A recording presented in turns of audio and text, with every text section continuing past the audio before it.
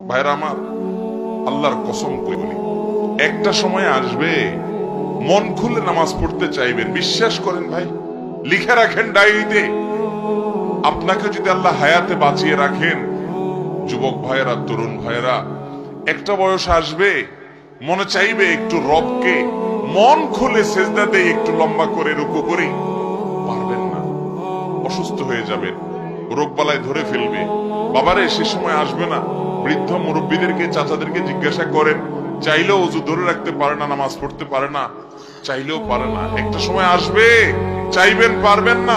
নামাজটাকে সুন্দর করেন, সময় মতো পড়েন, অনেক রাকাত নামাজ পড়বেন, নফল নামাজ পড়বেন। এটার চেয়ে উত্তম হলো ফরজটা পড়লেন, মূল সুন্নত গুলাই পড়লেন, কিন্তু ধীরস্থিরতার সাথে পড়লেন।